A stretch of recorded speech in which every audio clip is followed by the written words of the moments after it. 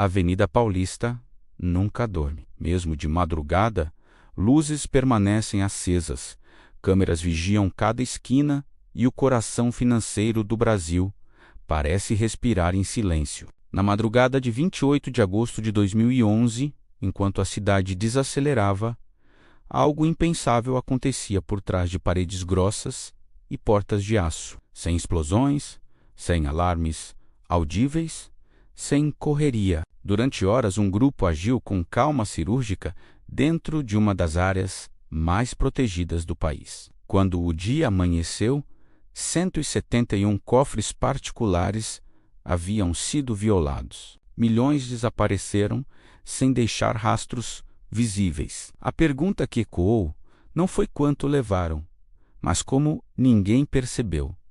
Porque, naquela noite, São Paulo estava acordada. E mesmo assim, não viu. O silêncio revelou a primeira falha humana. Durante anos, os cofres particulares do Banco Itaú, na Avenida Paulista, representaram mais do que segurança. Eles simbolizavam confiança absoluta. Empresários, joalheiros, investidores e famílias inteiras guardavam ali não apenas dinheiro, mas documentos, joias, memórias e segredos. Tudo protegido por protocolos rígidos, tecnologia de ponta e a sensação de que nada poderia dar errado naquele endereço, considerado um dos mais vigiados do Brasil. A Paulista era sinônimo de controle, previsibilidade e poder institucional. Mas sistemas não existem sozinhos. Eles dependem de pessoas, rotinas e decisões humanas. Cada turno encerrado, cada procedimento repetido, cada verificação feita no automático constrói, aos poucos, uma falsa sensação de invulnerabilidade. Naquele banco, como em tantos outros, a segurança parecia sólida demais para ser questionada, e é justamente quando ninguém questiona que as brechas começam a surgir. O crime que aconteceria naquela madrugada não nasceu do acaso. Ele foi gestado na observação, no entendimento da rotina e, principalmente, na confiança excessiva de que tudo estava sob controle. Enquanto clientes dormiam tranquilos, acreditando que seus bens estavam intocáveis, alguém já conhecia o caminho por dentro. E quando a noite caiu sobre a Paulista, o plano deixou de ser teoria e passou a ser ação. A madrugada de domingo, no dia 28 de agosto de 2011, começou como tantas outras na Avenida Paulista. Pouco movimento, ruas mais silenciosas, vigilância reduzida ao padrão de fim de semana. Foi nesse intervalo de previsibilidade que a ação teve início. Por volta da madrugada, longe dos horários de pico e da atenção reforçada, a quadrilha entrou no prédio sem chamar atenção. Não houve arrombamentos externos, não houve danos visíveis, portas foram abertas como se aquele acesso fosse legítimo. Pouco depois, sistemas internos de alarme e monitoramento deixaram de registrar imagens. As câmeras continuavam ali, mas não viam mais nada. Dentro do banco, o tempo parecia suspenso. Cada passo era calculado, cada movimento evitava ruídos desnecessários. Não havia pressa. O plano não dependia de velocidade, mas de precisão, segundo registros apurados posteriormente por investigações e reportagens da época. A quadrilha contava com conhecimento detalhado da rotina do local. Sabiam exatamente onde ir, o que evitar e quanto tempo poderiam permanecer ali sem levantar suspeitas externas. Enquanto a cidade dormia, o interior do banco se transformava em um cenário silencioso de violação contínua. Nenhum alerta foi enviado à polícia. Nenhum segurança externo foi acionado. Do lado de fora, São Paulo seguia indiferente. Do lado de dentro, o crime avançava com uma tranquilidade perturbadora. E, à medida que as horas passavam sem interrupção, uma certeza começava a se consolidar. Naquela noite, ninguém viria. Lá dentro, o relógio deixou de importar. A quadrilha tinha tempo. Isso mudava tudo. Diferente dos assaltos rápidos, marcados pela urgência e pelo erro, Aquele era um trabalho de paciência. Um a um, os cofres particulares começaram a ser abertos. Eram compartimentos individuais, pertencentes a clientes diferentes, cada qual guardando histórias próprias. Não havia explosões, nem violência visível. O som predominante era o do metal sendo vencido lentamente, abafado pelas paredes grossas do subsolo. A operação seguia quase como uma linha de produção silenciosa, enquanto alguns trabalhavam diretamente nos cofres. Outros monitoravam acessos internos e garantiam que nada fugisse do controle. A sensação de impunidade crescia a cada hora, sem interrupção. Com o passar do tempo, a quantidade de cofres violados aumentava.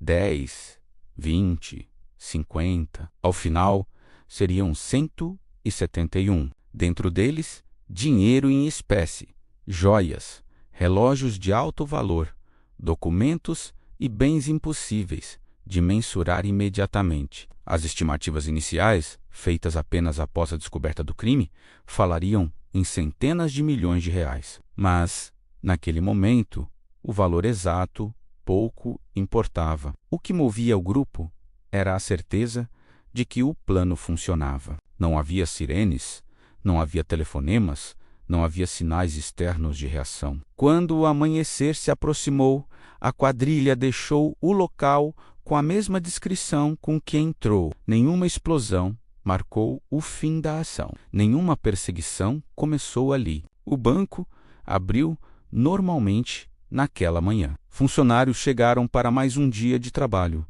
sem imaginar o que encontrariam. Horas depois, a realidade se impôs. Portas internas violadas, cofres escancarados, objetos revirados. Clientes começaram a ser avisados.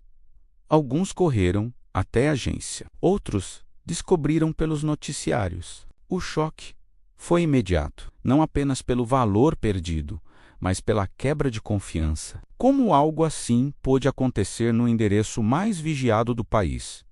Durante 10 horas seguidas, sem que ninguém percebesse, enquanto jornalistas se aglomeravam na calçada da Paulista e imagens do prédio tomavam os telejornais. Uma certeza se espalhava. Aquele não era apenas um roubo milionário, era uma falha sistêmica, construída lentamente, que agora vinha à tona diante de todos. Na manhã seguinte, a rotina foi interrompida. Funcionários que chegaram para trabalhar perceberam quase imediatamente que algo estava errado. Áreas internas estavam diferentes.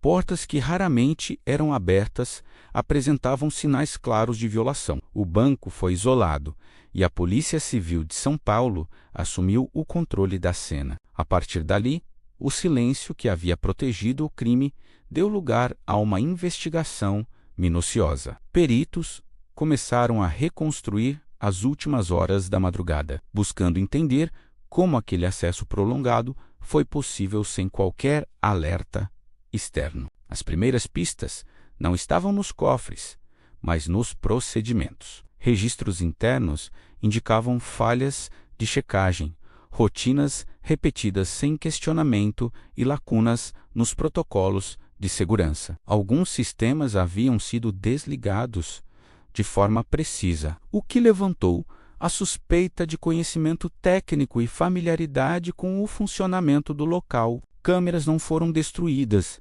apenas neutralizadas. Alarmes não foram quebrados, apenas silenciados. Tudo apontava para um plano que dependia menos de força e mais de informação. Com o avanço da perícia, uma hipótese ganhou força.